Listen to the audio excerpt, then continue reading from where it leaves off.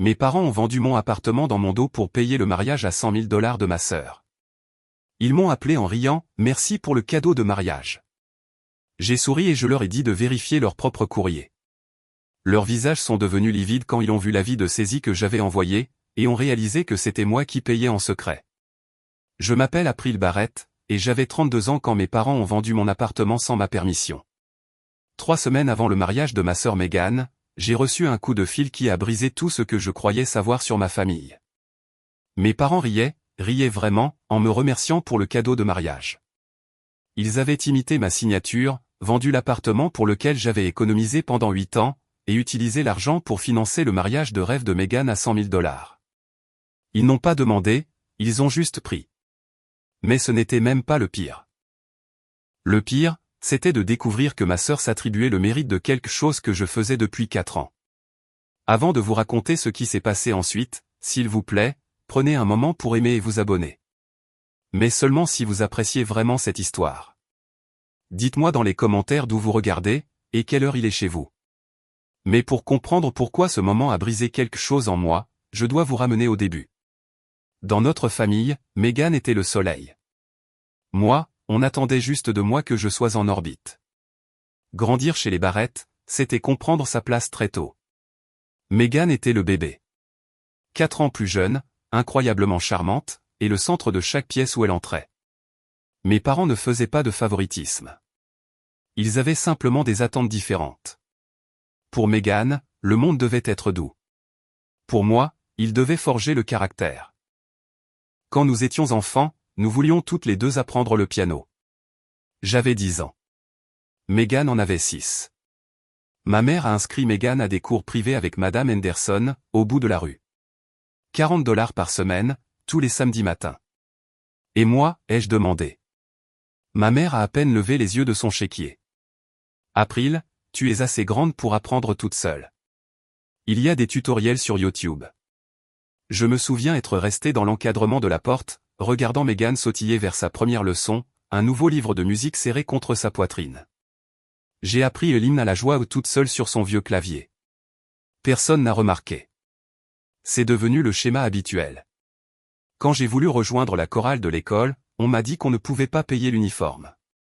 2 mois plus tard, Meghan a eu un costume de danse à 200 $ pour son récital. Quand je me suis plainte, juste une fois, mon père m'a assise avec ce regard déçu que j'ai fini par si bien connaître. April, ne sois pas égoïste. Ta sœur est plus sensible. Elle a besoin de plus de soutien. Tu as toujours été la plus forte. Alors, j'ai appris à être forte. J'ai appris à arrêter de demander. J'ai appris que chaque fois que je parlais, je devenais la difficile, la jalouse, celle qui ne pouvait pas simplement être heureuse pour sa sœur. Avec le recul, je réalise qu'il m'avait entraîné toute ma vie pour ce qu'il s'apprêtait à faire. Le schéma ne s'est pas arrêté quand j'ai grandi. Au contraire, il a empiré. Quand j'ai obtenu mon diplôme universitaire, avec la mention summa cum laude, première de ma famille à finir l'université, mes parents n'étaient pas là. Ils avaient oublié de réserver les billets. Ils étaient trop occupés à aider Meghan à emménager dans son nouvel appartement à l'autre bout de la ville, celui pour lequel il s'était porté garant parce que son crédit n'était pas assez bon. On fêtera ça quand tu rentreras pour Noël, a dit ma mère au téléphone, la voix lointaine, distraite. Meghan avait vraiment besoin de nous ce week-end. J'ai traversé cette scène seule. Les parents de ma colocataire ont pris des photos de moi avec ma toge et ma coiffe. 8 ans plus tard, j'ai acheté mon propre appartement. Sans garant, sans aide, juste des années de semaines de 60 heures, de déjeuner préparé à la maison, et un compte d'épargne auquel je ne touchais jamais. Le jour où j'ai eu les clés, j'ai appelé mes parents pour partager la nouvelle. La réponse de mon père a été « C'est bien, chérie. » Et, est-ce qu'il y a une chambre d'amis ?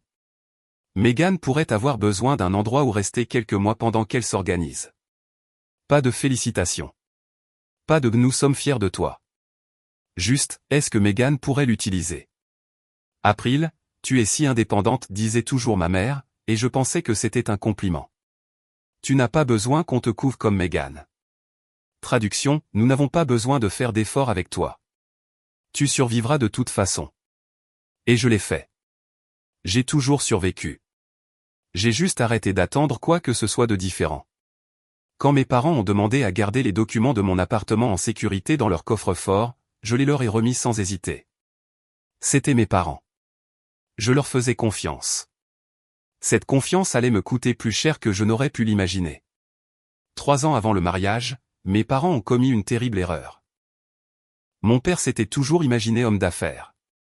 Quand son copain de fac lui a présenté un projet immobilier immanquable en Arizona, papa a tout investi. Leur épargne retraite, le capital qu'ils avaient accumulé sur la maison, chaque dollar qu'ils avaient. Le projet s'est effondré 6 mois plus tard. Les promoteurs ont disparu. Mes parents se sont retrouvés avec une hypothèque qu'ils ne pouvaient pas payer, et un avis de saisie scotché sur leur porte d'entrée. Je l'ai découvert par accident. Une lettre de la banque est arrivée à mon appartement. Mauvaise adresse dans le dossier. En retard. Dernier avertissement. J'ai appelé la banque cet après-midi-là, et j'ai mis en place des paiements automatiques depuis mon compte. 2100 $. Je n'ai rien dit à personne. Je ne voulais pas qu'ils aient honte. Je ne voulais pas des conversations gênantes, des promesses de remboursement qui ne se concrétiseraient jamais. J'ai juste géré ça, comme je le faisais toujours. Ce que j'ignorais, c'est que Megan avait découvert mon secret. Quelques mois après que j'ai commencé à payer, elle a emprunté mon ordinateur portable pour finir une présentation de travail. Elle a dû voir l'email de confirmation de la banque, le reçu de paiement avec mon nom, le montant, tout. Et au lieu de me remercier, au lieu de dire la vérité à nos parents, Megan leur a dit que c'était elle qui payait l'hypothèque. J'ai d'un peu, leur a-t-elle apparemment dit, prétendant utiliser son salaire de relations publiques. C'est la moindre des choses. Mes parents étaient émus aux larmes. Leur petite fille si altruiste, si mature. Ils l'ont dit à tout le monde à l'église, ils s'en sont vantés auprès des voisins. Pendant ce temps, je continuais d'envoyer 2100 $ chaque mois, regardant l'argent quitter mon compte, sans savoir que quelqu'un d'autre s'en attribuait le mérite. Je ne le savais pas alors, mais quelqu'un d'autre s'attribuait le mérite de chaque dollar que j'envoyais. Puis Megan s'est fiancée, et tout a changé. Brandon Whitmore était tout ce que mes parents avaient toujours rêvé pour leur fille. Beau, éloquent, et surtout, riche. Son père possédait le plus grand cabinet d'avocats du comté. Sa mère présidait 3 conseils d'administration caritatifs. Les Whitmore avaient une maison d'été à Martha's Vineyard et une résidence d'hiver à Aspen. Quand Megan a ramené Brandon à la maison pour la première fois, j'ai vu mes parents se transformer. Mon père se tenait plus droit. Ma mère a sorti la belle porcelaine. Il riait à des blagues qui n'étaient pas drôles, et acquiesçait à des opinions qu'il ne partageait pas. Ce mariage va tout changer pour cette famille, m'a dit mon père en privé, les yeux brillants de quelque chose que je n'avais jamais vu auparavant. Désespoir, peut-être, ou espoir. L'avenir de Megan est notre avenir. Ils ont commencé à planifier immédiatement. Pas n'importe quel mariage. Un mariage digne des Whitmore. La salle de bal du country club. 200 invités. Un orchestre de 12 musiciens. Des fleurs fraîches importées de Hollande. Le prix, 100 000 $. De l'argent qu'il n'avait pas. Megan ne peut pas payer à la fois l'hypothèque et le mariage, ai-je entendu ma mère dire à mon père un soir. Elle sacrifie déjà tellement pour nous. Nous devons trouver un autre moyen. Je me souviens m'être sentie confuse. Megan gagnait à peine 3 000 $ par mois à son travail de relations publiques. Comment était-elle censée payer une hypothèque de 2100 $? Mais j'ai chassé cette pensée. Peut-être avait-elle eu une augmentation. Peut-être que Brandon l'aidait. Je n'avais aucune idée que ma sœur vivait dans le mensonge, et que mes parents s'apprêtaient à me le faire payer. Ma mère a commencé à regarder l'annonce de mon appartement en ligne cette semaine-là. Je ne savais pas ça non plus. Pas encore. Mon appartement n'était pas juste un endroit où vivre. C'était la preuve que j'existais. 8 années de ma vie étaient passées dans ces murs. Chaque promotion que j'avais gagnée, chaque vacances que j'avais sautées, chaque nom que j'avais dit au dîner, au verre et au voyage du week-end, tout cela vivait dans cet espace de 75 mètres carrés, avec la baie vitrée donnant sur le parc. J'avais peint la chambre moi-même, un vert sauge doux qui rendait les matins plus tendres. J'avais économisé pendant 6 mois pour acheter le canapé, une folie que j'avais failli ne pas faire. La cuisine était petite, mais elle était à moi. Le calme était à moi. Pour la première fois de ma vie, j'avais un endroit où j'appartenais complètement. Si je restais silencieuse, si je les laissais le prendre, je ne perdrais pas juste l'appartement. Je perdrais 8 ans de travail. Je perdrais 180 000 $ de capital. Je perdrais la seule preuve qu'April Barrett était plus qu'un personnage secondaire dans l'histoire de quelqu'un d'autre. Et Meghan continuerait de s'attribuer le mérite de mon sacrifice. Mes parents continueraient de croire qu'elle était la bonne fille. Je continuerais de payer leur hypothèque pendant qu'ils se vanteraient de sa générosité. Quelque chose a basculé en moi ce soir-là. Ils n'ont jamais demandé mon avis parce qu'ils ne pensaient pas que je dirais non. Ils avaient passé 32 ans à m'entraîner à accepter, à m'adapter, à faire de la place. Et je l'avais fait, mon Dieu, je l'avais fait. Mais il ne s'agissait plus d'être la plus intelligente ou la plus mature. Il s'agissait d'être une personne tout court. Être la silencieuse ne signifie pas que vous devez être l'invisible. Ce soir-là, j'ai pris une décision. Pour la première fois de ma vie, j'allais riposter, et j'allais tout exposer. L'appel est arrivé un mardi après-midi. J'étais à mon bureau, en train d'examiner les rapports trimestriels, quand le nom de ma mère s'est affiché sur mon téléphone. Chérie, elle riait. Je pouvais entendre mon père glousser en arrière-plan. On voulait juste te remercier pour le cadeau de mariage. J'ai posé mon stylo. Quel cadeau? Ton appartement, ma puce. On l'a vendu. On a eu un très bon prix, en plus. L'acheteur a payé comptant. C'est pas merveilleux? La pièce a tangué. Mes mains sont devenues froides. Vous? Quoi? On savait que tu comprendrais. Sa voix était chaleureuse, complètement inconsciente. Tu as toujours été si généreuse, et le mariage de Meghan va être tout simplement magnifique maintenant. Rien que le fleuriste. Je n'ai pas donné mon accord pour ça. Une pause. La voix de mon père s'est fait entendre, condescendante et ferme. April, ne sois pas dramatique. C'est juste un appartement. C'est mon appartement. Nous sommes une famille. Ma mère a repris ce ton patient qu'elle utilisait pour expliquer quelque chose d'évident à un enfant lent. Ce qui est à toi est à nous. C'est comme ça que fonctionne une famille. De plus, tu trouveras un autre endroit. Tu es si capable. Capable? Le mot qu'ils utilisaient quand ils voulaient dire jetable. Ma gorge se serrait. Comment avez-vous même? Je n'ai rien signé. Silence. Puis mon père s'est raclé la gorge. On a géré la paperasse. Tu nous avais donné les documents il y a des années, tu te souviens? On a juste facilité les choses. Facilité. Ils avaient imité ma signature. Ils avaient commis une fraude. Et ils en riaient. La signature finale est la semaine prochaine, a ajouté ma mère joyeusement. On t'apprécie vraiment, chérie. On a toujours su qu'on pouvait compter sur toi. J'ai raccroché sans dire au revoir. Il riait encore quand la ligne a été coupée. Il n'avait aucune idée de ce qu'il venait de faire, mais j'allais découvrir exactement jusqu'où cela allait. Claire Donovan était ma meilleure amie depuis notre première semaine à l'université. Elle était aussi l'une des avocates en immobilier les plus brillantes de la ville. Ils ont fait quoi? Sa voix est devenue plate quand je lui ai raconté. Vendu mon appartement, imité ma signature. Ils pensent que c'est fait. Donne-moi 1 heure. 47 minutes plus tard, Claire a rappelé. La transaction n'est pas finalisée. Ils ont signé un compromis de vente, mais la signature finale n'a pas encore eu lieu. La société de titres a signalé des incohérences avec la signature. Elle ne correspond pas à tes dossiers. Le soulagement m'a envahi, suivi immédiatement par la rage. Donc ce n'est pas légal. C'est une fraude, April. Tu pourrais porter plainte. Je suis resté assise avec ça un moment. Des accusations criminelles contre mes propres parents. Il y a autre chose que je dois comprendre, a dit Claire. J'ai essayé de reconstituer les finances de ta famille. Ta mère a mentionné à quelqu'un à l'épicerie que Meghan payait leur hypothèque depuis des années. Elle s'en vantait. Mon sang s'est glacé. Qu'est-ce que tu as dit? Elle a dit que Meghan couvrait l'hypothèque. Depuis un moment maintenant. Elle l'a appelé l'altruiste. Mes mains ont commencé à trembler. Ce n'est pas possible. C'est moi qui paie cette hypothèque depuis 4 ans. Chaque relevé vient de mon compte. Chaque reçu porte mon nom. Une longue pause. April, tu es sûr? J'ai chaque relevé bancaire, chaque email de confirmation. C'est mon numéro de compte, Claire, mon code banque, mon nom. Une autre pause, plus lourde cette fois. Alors Meghan leur ment.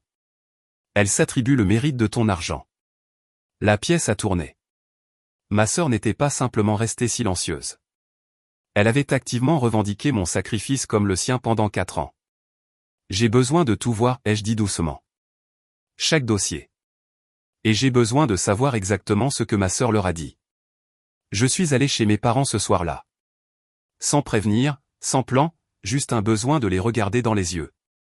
Ma mère a ouvert la porte avec un sourire. April, quelle bonne surprise. On parlait justement du plan de table. Je suis entré. Mon père était à la table de la cuisine. Des papiers éparpillés partout. Des factures de mariage. Pourquoi ne m'avez-vous pas demandé? Ma voix était calme. J'avais répété le calme. Le sourire de ma mère a vacillé. Te demander quoi, chérie? À propos de mon appartement. À propos de vendre quelque chose qui m'appartient. Mon père a agité la main avec dédain.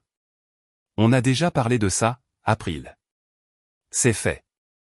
Le mariage est dans 3 semaines. Ne rends pas les choses difficiles. Je me suis assise en face de lui.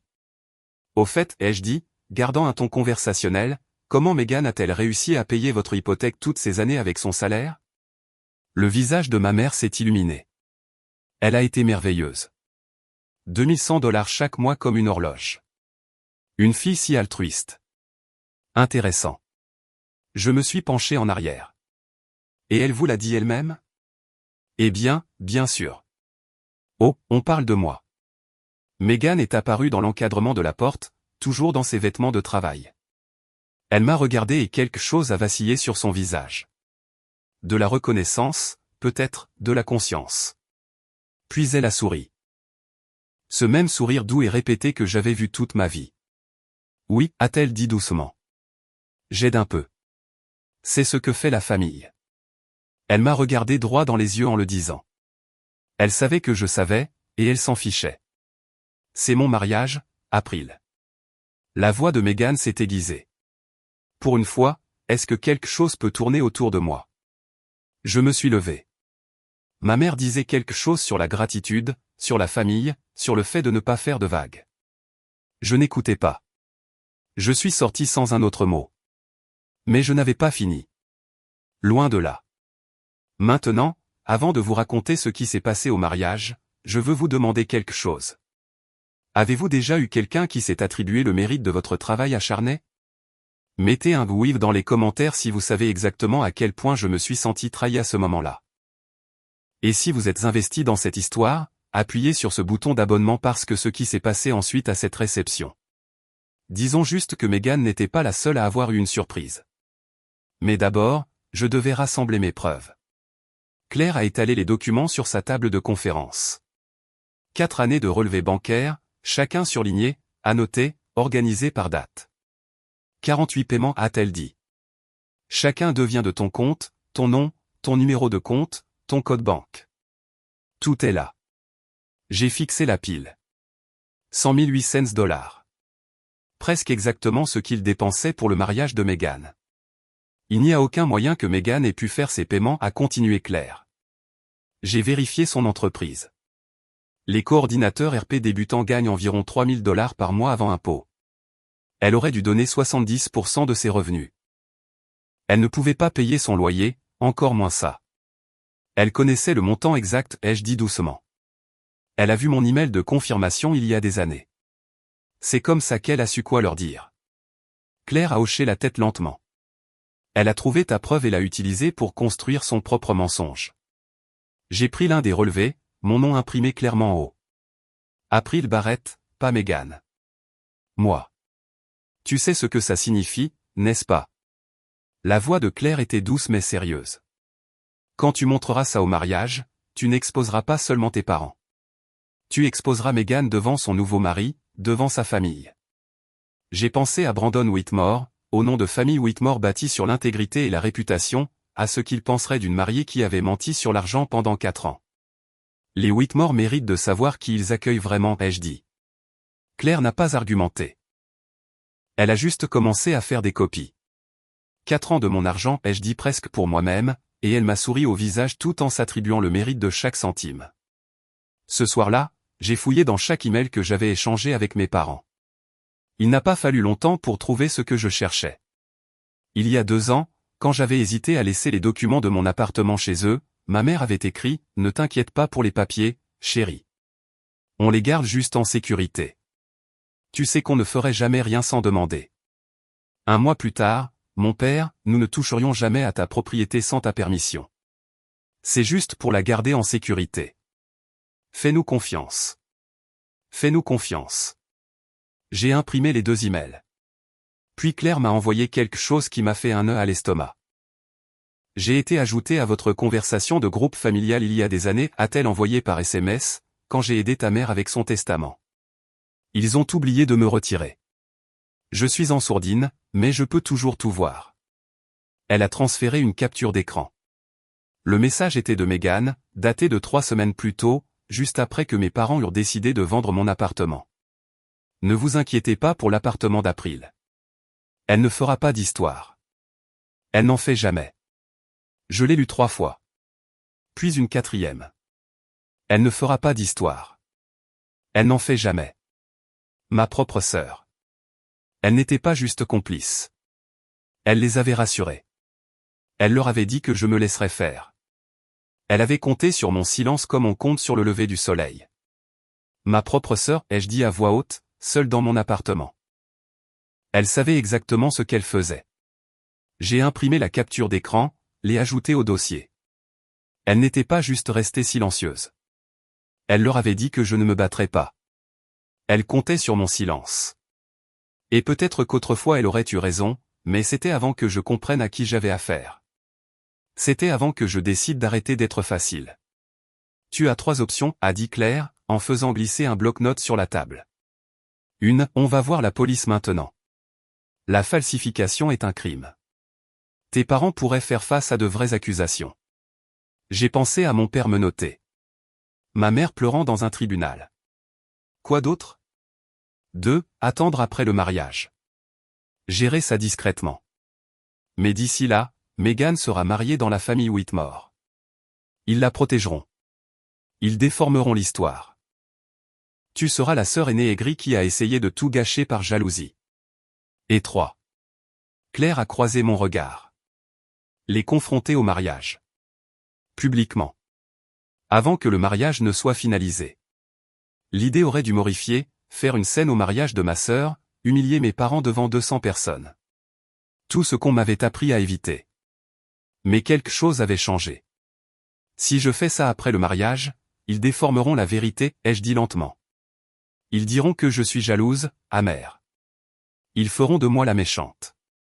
Et Megan sera mariée, en sécurité, protégée, à l'abri pour la vie. Les Whitmore méritent de savoir qui ils accueillent vraiment. Les mots semblaient lourds et vrais. Brandon mérite de savoir.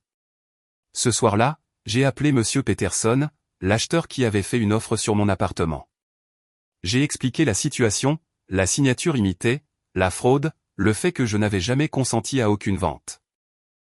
Il est resté silencieux un long moment. Puis, j'appelle mon avocat. 2 jours plus tard, il s'est retiré de la vente entièrement. L'acompte a été retourné. La transaction était annulée. Mes parents ne le savaient pas encore. Ils planifiaient toujours le mariage du siècle avec de l'argent qui n'arriverait pas.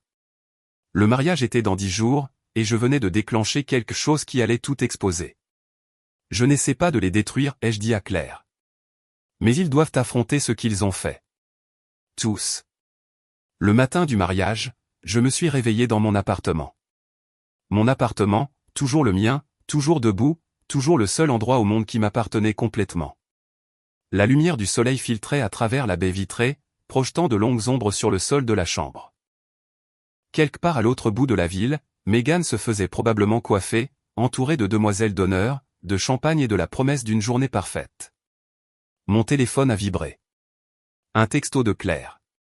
Tout est prêt. Bonne chance.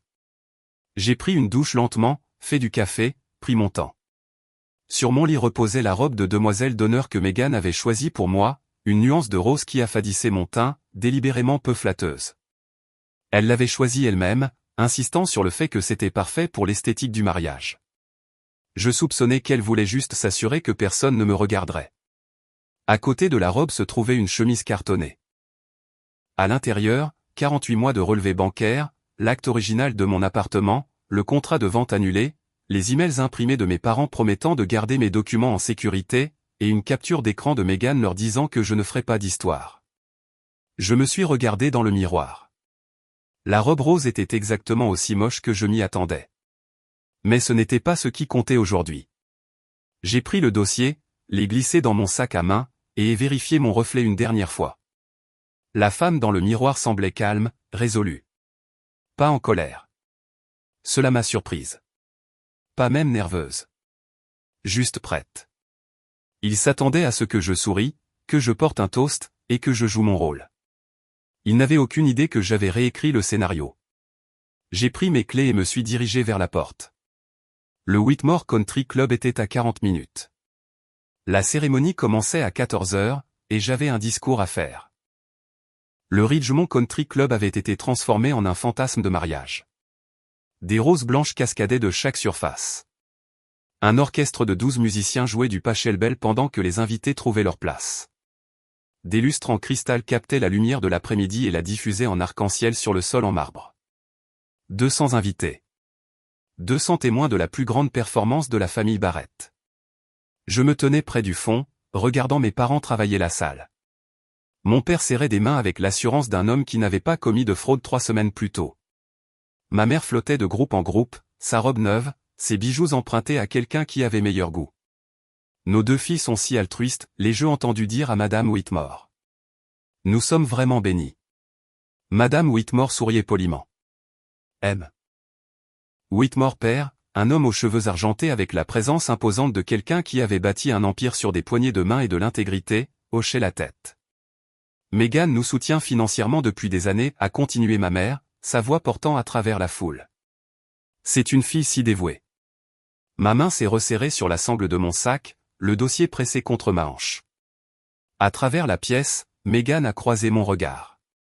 Elle était radieuse dans sa soie blanche et sa dentelle importée, chaque centimètre la mariée rougissante parfaite. Elle m'a souri, ce même sourire doux, répété et parfait, et a fait un petit signe de la main. Pas de culpabilité, pas d'hésitation, juste la confiance sereine de quelqu'un qui n'avait jamais affronté de conséquences dans sa vie. Elle s'attendait à ce que je lui fasse signe en retour, que je souris, que je joue mon rôle. J'ai regardé mes parents dire à un autre invité que mon appartement était un cadeau généreux de leur aîné, s'attribuant le mérite de mon sacrifice. Encore. La cérémonie était belle. Les vœux étaient touchants. Meghan a pleuré à tous les bons moments, et j'ai attendu. La réception a commencé à 18 heures. 200 invités se sont installés à leur siège autour de tables drapées de lin blanc et ornées de centres de table qui avaient probablement coûté plus que mon salaire mensuel. Je me suis assise à la table de la famille, le dossier reposant sur mes genoux sous la nappe. Mes parents rayonnaient. Meghan brillait. Brandon tenait la main de sa nouvelle femme, et la regardait comme si elle était faite de lumière d'étoiles. Puis mon père s'est levé, coupe de champagne à la main, et la salle s'est tue. La famille, a-t-il commencé, sa voix portant à travers la salle de bal.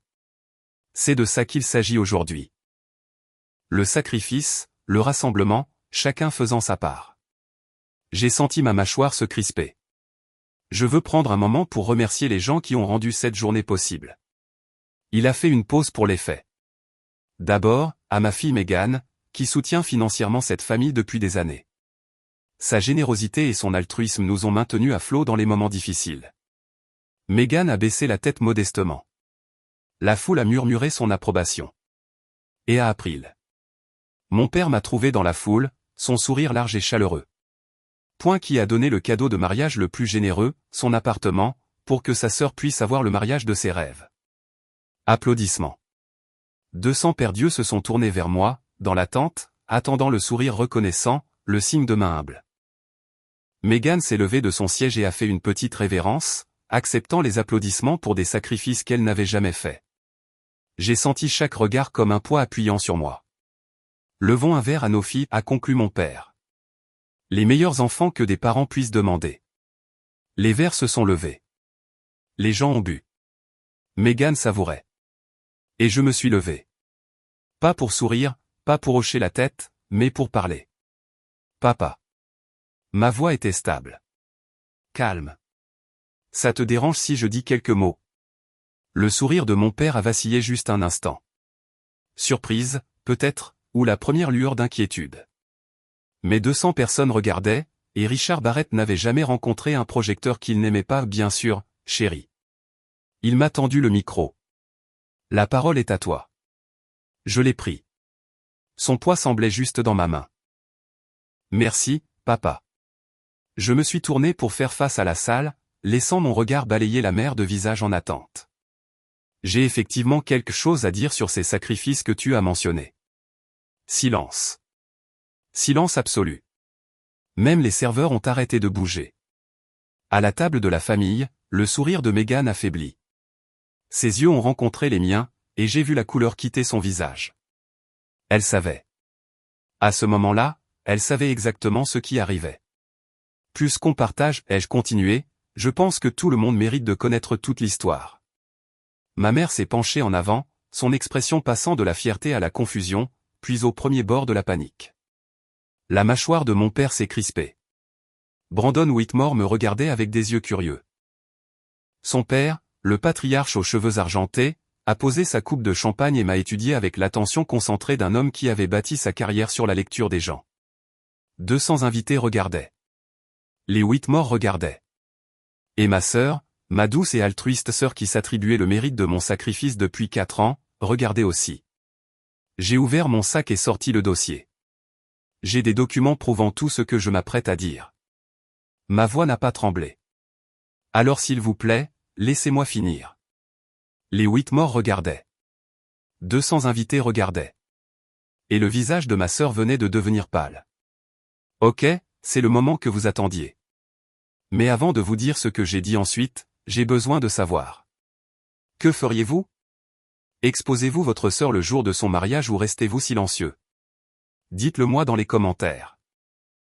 Et si vous n'êtes pas encore abonné, c'est le moment, parce que ce qui arrive ensuite change tout pour les deux sœurs. Maintenant, laissez-moi vous dire ce que j'ai dit dans ce micro. Mon père vient de me remercier d'avoir donné mon appartement. J'ai gardé ma voix mesurée. Professionnelle. Je veux clarifier quelque chose. La pièce était absolument immobile. Je pouvais entendre le bourdonnement léger de la climatisation, le tintement lointain de la glace dans le verre de quelqu'un. Je ne l'ai pas donné. J'ai fait une pause. Laissez les mots atterrir. Je ne l'ai pas vendu. Je n'étais même pas au courant avant il y a 3 semaines. Des halètements ont parcouru la foule. Madame Chen, Madame Smith du groupe de l'église de mes parents, a couvert sa bouche. Un des cousins Whitmore s'est penché en avant sur son siège. Mes parents ont vendu mon appartement sans ma connaissance ni mon consentement. J'ai levé le dossier. Ils ont imité ma signature sur les documents de vente. April, qu'est-ce que tu... La voix de mon père était tranchante, avertisseuse. Je n'ai pas fini, papa. Le visage de ma mère était devenu blanc. Elle agrippait le bord de la table comme si c'était la seule chose qui la maintenait debout. Monsieur Whitmore père a posé sa coupe de champagne avec un clic discret. Son expression était passée de la curiosité à quelque chose de plus dur, quelque chose de plus froid. J'ai l'acte original ici. Je l'ai sorti du dossier, l'ai tenu en l'air pour que la salle puisse voir. Mon nom, April Barrett, seul propriétaire. J'ai acheté cet appartement avec 8 ans d'économie. Je n'ai jamais autorisé aucune vente. Des chuchotements maintenant, se propageant dans la foule comme des ondulations dans l'eau. Brandon Whitmore fixait ses nouveaux beaux-parents avec une expression que je ne pouvais pas tout à fait lire. La mâchoire de son père était serrée. J'ai des documents prouvant tout ce que je m'apprête à dire, ai-je répété. Alors, s'il vous plaît, laissez-moi finir. Ma mère a ouvert la bouche pour expliquer, pour détourner, pour déformer ça d'une manière ou d'une autre, mais aucun mot n'est sorti. Je n'avais pas fini. Loin de là. La bonne nouvelle pour moi, c'est que la vente n'a jamais été légale. J'ai sorti un autre document du dossier. Une vente sans la signature authentique du propriétaire est nulle. C'est la base du droit immobilier. Le visage de mon père était passé de la colère au gris cendré. J'ai contacté l'acheteur, Monsieur Peterson, la semaine dernière. J'ai expliqué la situation. Il s'est retiré de la vente immédiatement. J'ai tenu la lettre de résiliation. L'acompte lui a déjà été retourné. La transaction est annulée. C'est. La voix de ma mère s'est brisée. C'est pas possible. L'argent. L'argent sur lequel on comptait. J'ai croisé son regard. Il n'arrivera pas. Megan a attrapé le bras de Brandon. Attends, qu'est-ce que ça veut dire pour? Ça veut dire que l'appartement est toujours à moi. Je me suis tourné pour regarder directement ma sœur. Il a toujours été à moi, et tu le savais. Brandon a retiré son bras, juste légèrement, juste assez pour remarquer le contrat de vente annulé. J'ai tenu un autre document, l'acte original, les deux avec mon nom, les deux prouvant que ce que mes parents avaient fait était illégal. Monsieur Whitmore père s'est levé. Le mouvement était contrôlé, délibéré, le genre de geste qui commandait une attention immédiate. Il a marché vers moi, la main tendue. Puis-je voir ces documents? Je lui ai tendu le dossier sans hésitation. Ses yeux ont scanné les pages, l'acte, le contrat, les signatures. Son expression n'a pas changé, mais quelque chose a bougé dans la tenue de ses épaules. April, s'il te plaît. La voix de ma mère était à peine un murmure. Pas ici. Pas maintenant. C'est exactement ici que ça doit se passer, ai-je dit. C'est exactement le moment. Parce qu'il y a plus. Et tout le monde dans cette salle était sur le point de découvrir exactement jusqu'où allaient les mensonges. Mais ce n'est pas tout. Je me suis retourné pour faire face à la salle. Il y a autre chose que vous devriez savoir. Le silence était absolu. 200 personnes respiraient à peine. Mon père a remercié Megan d'avoir soutenu la famille financièrement, d'avoir payé leur hypothèque depuis des années. J'ai regardé directement ma sœur. N'est-ce pas, Megan? Le visage de Megan était figé, une pure terreur dans les yeux. Voici la vérité. J'ai tendu la main vers la pile de relevés bancaires que Monsieur Whitmore père tenait toujours. Pour les 4 dernières années, c'est moi qui ai payé l'hypothèque de nos parents chaque mois. 2100 $. Mon père a titubé. Quoi? Chaque paiement. J'ai tenu les relevés de mon compte avec mon nom pour 4 ans. Les documents passaient de main en main. April barrette imprimée en haut de chaque page. Numéro de compte, code banque, 48 paiements consécutifs. Je me suis tourné pour faire face à ma sœur directement. Tu as vu mon email de confirmation il y a des années, Megan. Tu savais que c'était moi et tu leur as dit que c'était toi. La voix de Megan s'est brisée. Je peux expliquer. Tu t'es attribué le mérite de 100 000 $ de mon sacrifice. Ma voix était stable, calme, finale. Chaque fois que maman t'a félicité, chaque fois que papa t'a remercié, chaque fois que tu as souri et dit « de rien ». C'était mon argent, mon sacrifice, et tu l'as volé. Brandon Whitmore s'est levé lentement. Il fixait sa nouvelle femme comme s'il ne l'avait jamais vue auparavant. Megan, sa voix était calme, mais elle portait. Tu as menti sur tout ça? Elle a tendu la main vers lui. Brandon, s'il te plaît. Il a reculé. Monsieur Whitmore père a levé les yeux des documents. Ses yeux ont trouvé mes parents. Puis Megan, puis se sont posés sur moi. Je n'ai rien dit à personne parce que je ne voulais pas que vous ayez honte, ai-je dit. Mais Megan, elle s'est attribué le mérite de mon sacrifice pendant 4 ans. Je veux être clair. J'ai baissé la voix légèrement. Je ne fais pas ça pour blesser qui que ce soit. Quelques personnes ont bougé sur leur siège. Quelqu'un a toussé. Je fais ça parce que la vérité compte, et je suis fatigué d'être celle qui reste silencieuse. J'ai posé le micro un instant, me rassemblant. La salle retenait son souffle. À partir d'aujourd'hui, je ne paie plus votre hypothèque. Le visage de mon père s'est effondré. April, tu ne peux pas. On va perdre la maison. Vous avez essayé de prendre ma maison. J'ai repris le micro.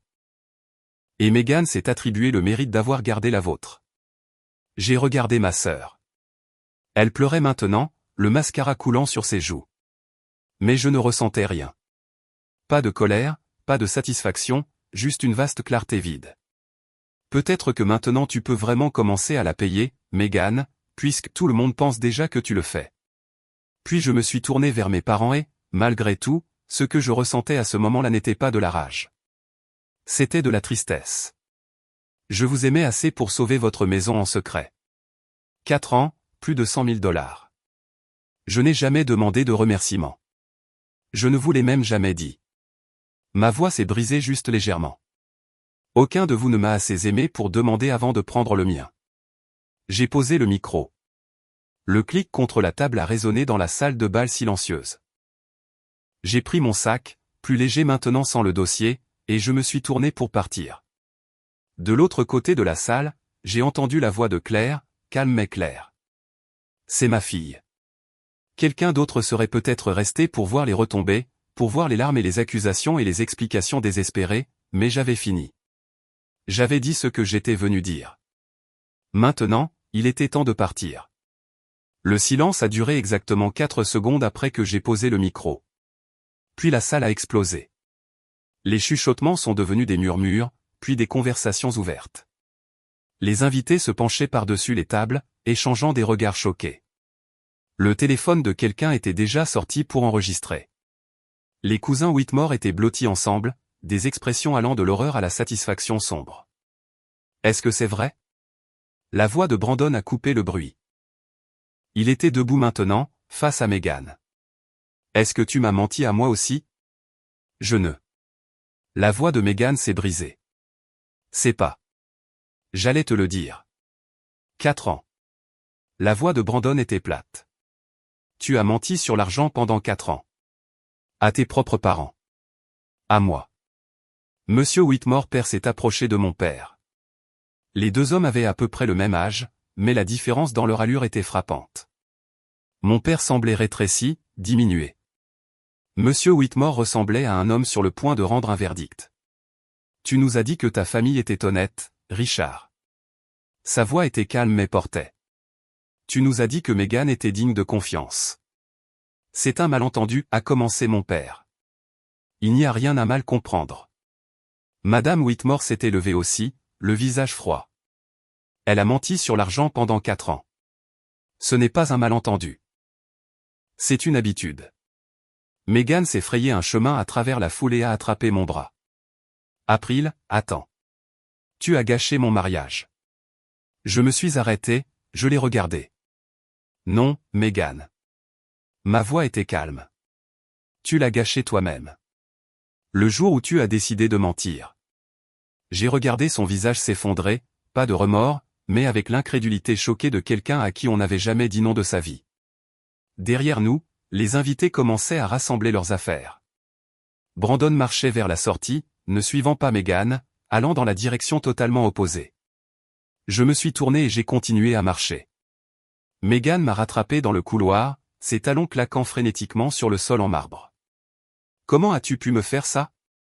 Elle pleurait. Pleurait vraiment maintenant. Son maquillage ruiné, sa voix à vif. Le jour de mon mariage. Je me suis arrêté, tourné pour lui faire face. Tu savais ce que tu faisais chaque jour pendant 4 ans. J'essayais d'aider. Chaque fois que maman te félicitait. Je l'ai coupé, la voix stable. Chaque fois que papa te remerciait, tu souriais et tu disais, de rien. J'allais leur dire. Ce n'était pas une erreur, Megan. C'était un choix. Encore et encore, chaque mois pendant 4 ans, tu as eu une chance de dire la vérité. Tu ne l'as pas fait. Ma mère est apparue derrière Megan, essoufflée. April, s'il te plaît, on peut en parler. On aurait dû parler il y a 4 ans. J'ai croisé son regard. Ou il y a 3 semaines quand vous avez décidé de vendre ma maison sans demander. Maintenant, c'est trop tard. Le visage de ma mère s'est effondré un instant, juste un instant. J'ai senti quelque chose remuer, de la culpabilité peut-être, ou la vieille habitude de rendre les choses plus faciles pour tout le monde. Puis je me suis souvenu de l'appel téléphonique, des rires, de la supposition que j'accepterais simplement. Au revoir, maman. J'ai marché à travers la grande entrée du country club, passé le valet et les invités confus qui filtraient derrière moi. L'air du soir était frais sur ma peau. Claire attendait près de sa voiture. « Comment te sens-tu » a-t-elle demandé doucement. J'y ai réfléchi. Vraiment réfléchi, comme si je venais de dire la vérité pour la première fois de ma vie. J'ai pris une grande inspiration de l'air automnal, et ça ne m'a pas tué. Elle a ouvert la portière passager pour moi. Partons d'ici. Nous avons fini dans un café à 5 km du country club. Assez loin pour ne pas tomber sur des invités du mariage à la traîne. Assez près pour que mes mains aient arrêté de trembler le temps d'arriver. Claire nous a commandé 2 cafés. Noirs, sans sucre. Le genre de café qu'on boit quand on a besoin de rester lucide. Tu pourrais porter plainte, a-t-elle dit en remuant sa tasse. La falsification est un crime dans cet état. Tes parents pourraient faire face à de vraies conséquences. J'ai enveloppé mes mains autour de ma tasse, sentant sa chaleur. Je sais. Les preuves sont solides. Les relevés bancaires, la signature imitée, les emails où ils promettent de garder tes documents en sécurité. N'importe quel procureur adorerait cette affaire. J'ai regardé la vapeur monter de mon café. Dehors, le soleil se couchait, peignant le ciel de nuances d'orange et de rose. Non. Le mot est sorti plus certain que je ne l'attendais. Je ne veux pas qu'ils aillent en prison. Je voulais juste qu'ils affrontent ce qu'ils ont fait. Claire a hoché la tête lentement.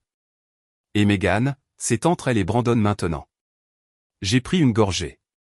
Le café était amer, mais ça ne me dérangeait pas. Et entre elle et sa conscience, si elle en a une. Mon téléphone a vibré, puis vibré encore. Et encore. Je l'ai sorti. 23 appels manqués de maman, 15 de papa, 8 de Megan, une douzaine de SMS, chacun plus frénétique que le précédent. J'ai mis le téléphone en silencieux et l'ai posé face contre table. J'ai fini d'être celle qui décroche toujours quand ils appellent, ai-je dit. Claire a levé sa tasse de café. Au nouveau départ. J'ai choqué ma tasse contre la sienne. Au nouveau départ. 3 jours après le mariage, les retombées se propageaient encore. J'ai entendu la plupart des choses indirectement par Claire, par de vieux amis de fac, par le cousin qui avait toujours été secrètement de mon côté. L'image soigneusement construite de la famille Barrett s'effondrait plus vite que quiconque n'aurait pu le prédire.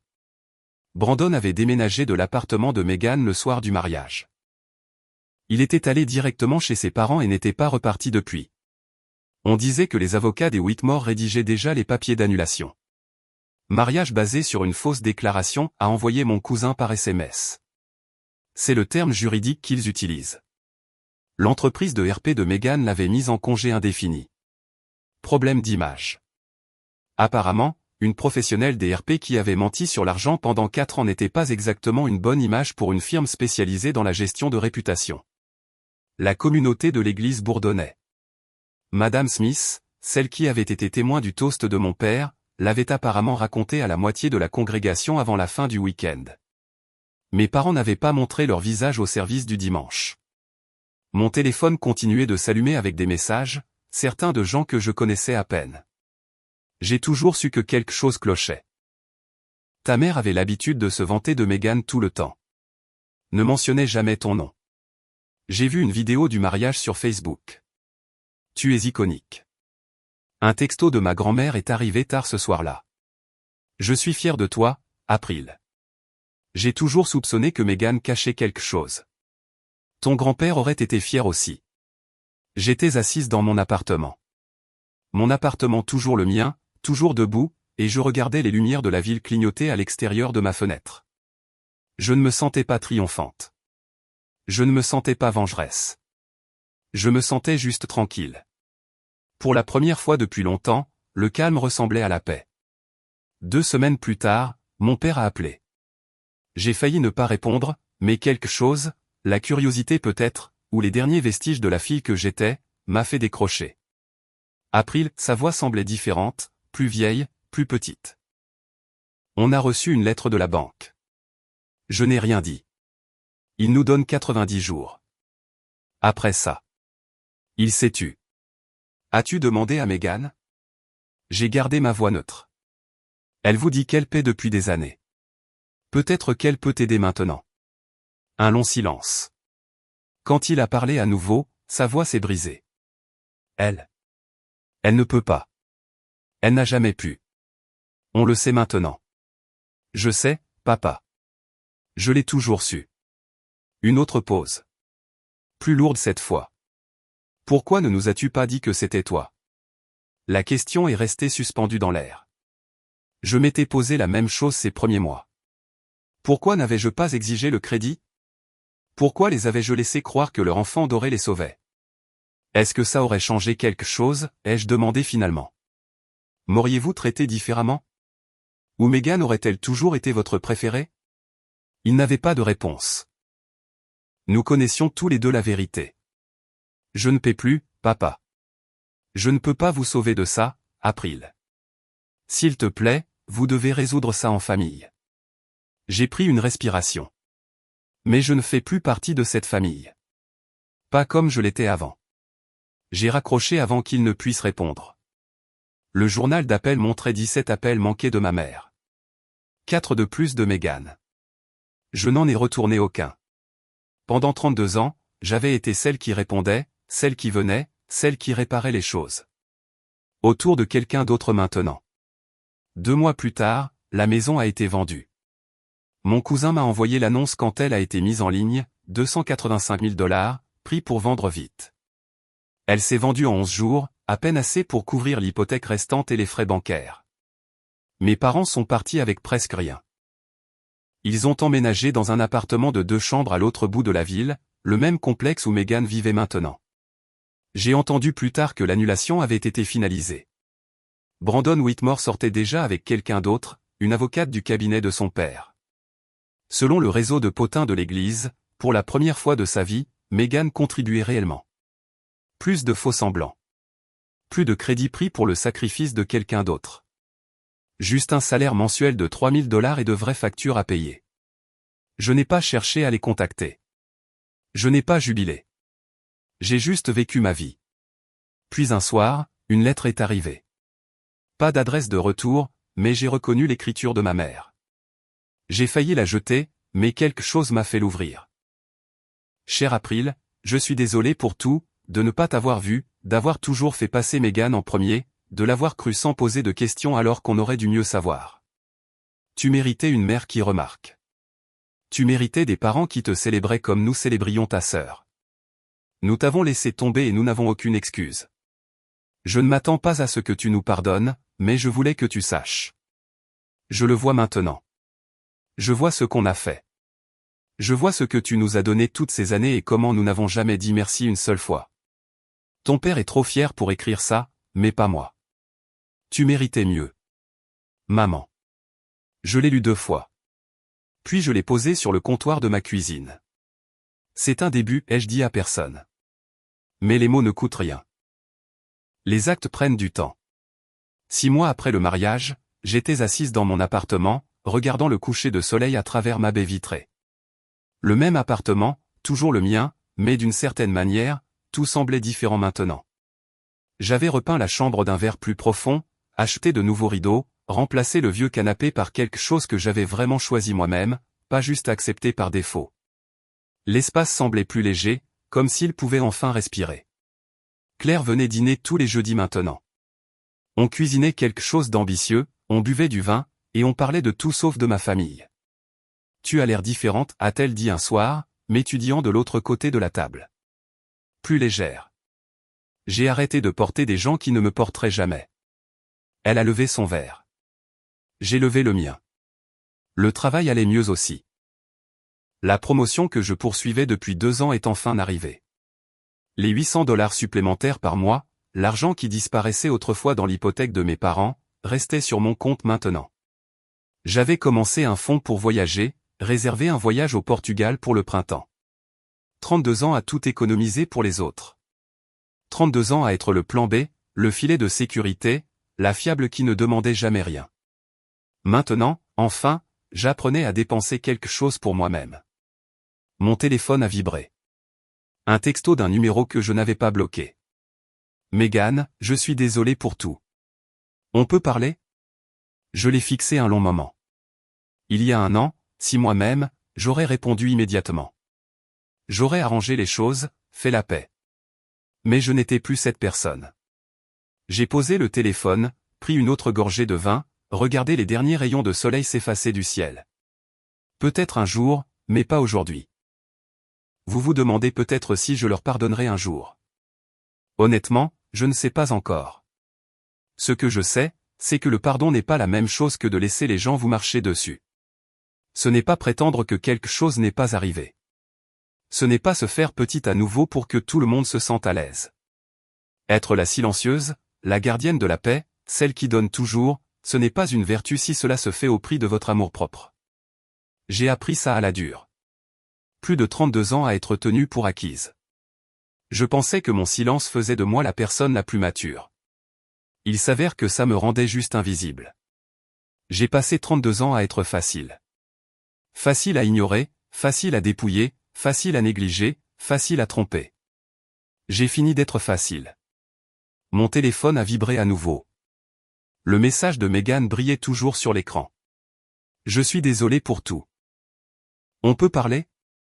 Je l'ai pris, lu le message une dernière fois, puis j'ai tapé en réponse. Des actes, pas des mots. Montre-moi que tu as changé, ensuite on parlera. J'ai appuyé sur envoyer. Peut-être qu'elle le ferait. Peut-être pas. Peut-être que mes parents retrouveraient le chemin vers moi un jour avec plus que de simples lettres et des excuses. Peut-être pas. Mais ce n'était plus vraiment le sujet. Le sujet, c'était que j'avais enfin arrêté d'attendre qu'ils me voient. J'avais arrêté d'avoir besoin de leur approbation pour connaître ma propre valeur. La famille, ce n'est pas le sang. C'est le respect. Et le respect va dans les deux sens ou il ne va nulle part. J'ai regardé autour de mon appartement. Mon appartement toujours le mien. Toujours à moi. Et j'ai souri. Pour la première fois de ma vie, je n'avais besoin de la permission de personne pour être suffisante. Je l'étais déjà. Et c'est mon histoire. Si vous avez déjà été la silencieuse dont quelqu'un s'est attribué le mérite, celle qui a donné et donné pendant que les autres volaient la vedette, je vous vois. Laissez un commentaire. Quelle est votre limite maintenant? Quelle ligne ne laisserez-vous personne franchir? Si cette histoire vous a touché, abonnez-vous et découvrez une autre histoire dans la description. Merci d'avoir été là.